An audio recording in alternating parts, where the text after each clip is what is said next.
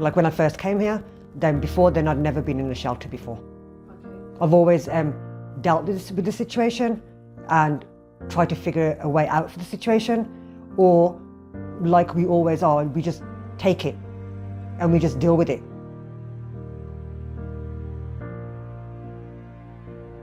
It was getting more violent and more physical than it used to be before. It used to be just verbal.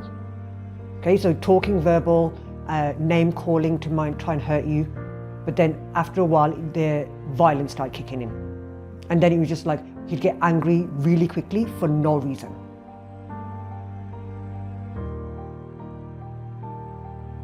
No, it was like the ladies who I've been friends with for like 13 years, they're the ones that recommended. Because first of all, they gave me a list when I went to the hospital.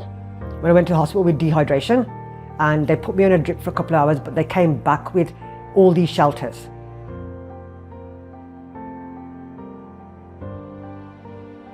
So you call these shelters, so we're calling them. Because of this whole pandemic that's going on, there's a lot of violence in people's homes and how people are dealing with it. Because there must have been like, what, 15, 16 shelters on this piece of paper that the hospital gave me, and not one was available.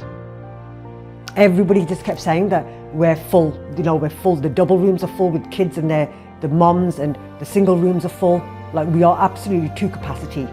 And then she called and then got your guys' phone number from her. And then I called you guys and then spoke to you guys, and you were like, okay, just make sure you're here by 10 o'clock the next day, and then we can do your initial take-in. And it's like you say, you feel safe.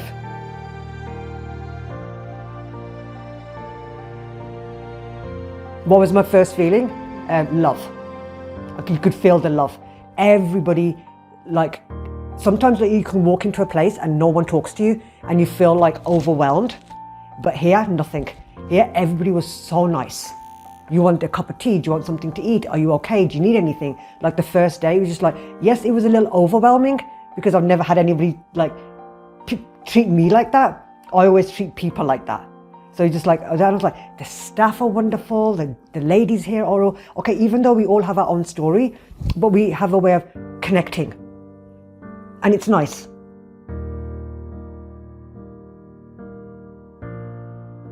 And you just like look around everybody and everyone's connected together. Because we all have a story. You just has to be like, whenever you're ready, you have to tell that story. Because if you don't tell the story, nothing's ever going to change. It won't change.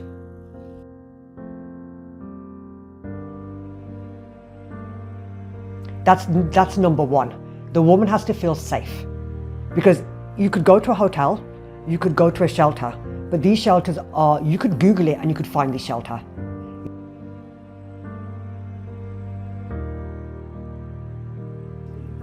My difference, relief. When I go to bed at night, I don't have all these thoughts going through mental illness, all of it. It's like here, I wake up in the morning and I wake up and I sit up out of bed and I'm like, thanks God for putting me through another night, and I feel good. It was like home from home. And I think probably here is because it's like, even though there's a diversity of so many different cultures, but all the cultures come together. Here, all these different cultures, and everyone respects everyone's culture. And it's nice. And it's nice to learn about other cultures too. Home environment, sometimes you're too scared to speak. Because then you're like, what happens if I say the wrong thing? Or what happens if what I say is going to upset him? And then he gets angry, so you don't. But here, no. Here, there's like, because we've all go through some sort of ordeal, each and every single one of us, we can express it. And you don't feel like someone's going to judge you.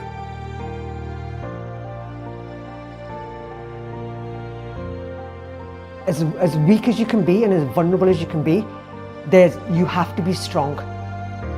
And like, even if it's just you by yourself, but if it's not you by yourself and you have children, you have to be strong for those children. Because when those children grow up, they're going to be like, yeah, Mom, I'm so proud of you, you did it. Make the call. Once you've got the call made, you'll feel like a sigh of relief. But you have to make the first move. You have to stand up and be like, I'm not taking anymore. That's it, I'm done. If you need help, find it. Find the support, make the call. Be strong, because at the end of the day, God put you on this earth for a reason. Okay? You're a strong individual person. If you've got children, show them that you're not a weak person. That you know what? Because at the end of the day, whether you got a daughter, whether you got a son, what happens if in 15 years' time they're going through the same thing? At least they can look back and think, you know what? My mum did it. She got out of it and she's a strong woman, and now look at her. She's got a job, she's got her own place, and she finally see her smile.